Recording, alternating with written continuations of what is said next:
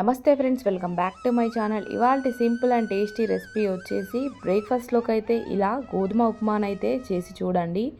సుజీ ఉప్మాలా కాకుండా నాన్ స్టిక్కీగానైతే ఉంటుంది. ఈ రెసిపీ పర్ఫెక్ట్గానైతే కుదురుతుంది. ఇలానైతే మీరు చేశారంటే ఒకసారి అయితే ఈ రెసిపీని అయితే ట్రై చేయండి.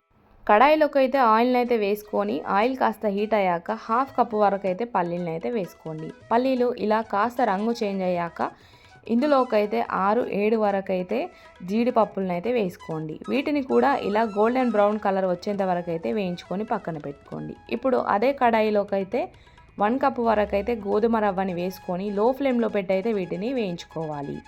గోధుమ రవ్వ పర్ఫెక్ట్గానే అయితే ఇలా వేయించుకున్న తర్వాత ఒక బౌల్లోకి అయితే తీసి పక్కన పెట్టుకోండి. ఇప్పుడు అదే కడాయిలో కాస్త ఆయిల్ని అయితే వేసుకొని ఆయిల్ కాస్త హీట్ అయ్యాక ఇందులోకి అయితే ఆవాలు, జీలకర్ర, సన్నగా చాప్ చేసి పెట్టుకున్న ఆనియన్ ముక్కలు, అలాగే క్యారెట్, పచ్చిమిర్చిని కూడా వేసుకొని వీటిని అయితే ఫ్రై చేసుకోండి.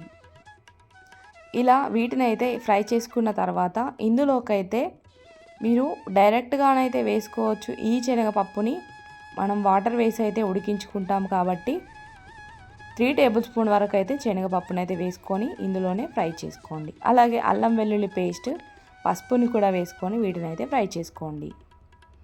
ఇలా అల్లం వెల్లుల్లి పేస్ట్ పచ్చివాసన పోయేంత వరకు అయితే ఫ్రై చేసుకున్న తర్వాత ఇందులోకి టేస్ట్కి సరిపడా సాల్ట్ని అయితే వేసుకొని వీటిని అయితే ఫ్రై చేసుకోండి.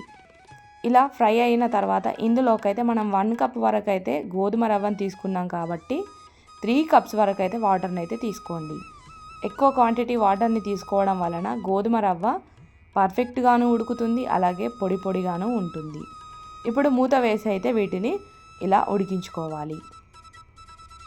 ఇలా వాటర్ బాయిల్ అయిన తర్వాత ఇందులోకి అయితే సన్నగా చాప్ చేసి పెట్టుకున్న కొత్తిమీరని అయితే వేసుకొని అలాగే మనం ముందుగా రెడీ చేసి పెట్టుకున్న గోధుమ రవ్వనైతే ఇందులో వేసుకోండి. ఇలా గోధుమ రవ్వని వేసుకున్న తర్వాత ఎక్కడ ఉండలు లేకుండానైతే వీటిని అయితే కలపండి. పైన మూత వేసేసి అయితే వీటిని మంటని మీడియం ఫ్లేమ్లో పెట్టి అయితే వీటిని ఉడికించుకోవాలి. పైనుంచెల్లా అయితే ముందుగా ఫ్రై చేసి పెట్టుకున్న పల్లీలు అలాగే జీడిపప్పులను అయితే వేసుకొని మరోసారి అన్నీ బాగా కలిసే విధంగానైతే మిక్స్ చేసుకోండి. మరొక 2 నిమిషాల పాటు ఇలా మూత వేసి అయితే ఈ ఉప్మాని ఇలా మగ్గించండి. దీనిలో ఉన్న వాటర్ అంతా ఇంకిపోయి ఇలానైతే పొడి పొడిగానైతే వస్తుంది. అంతే, సింపుల్ అండ్ టేస్టీ గోధుమ ఉప్మా రవ్వ అయితే రెడీ అయిపోయింది. ప్రాసెస్ అయితే ఎంతో ఈజీగానైతే ఉంది కదా. సో మీరు కూడా డెఫినెట్గానైతే ఈ రెసిపీని ఫాలో అయిపోండి.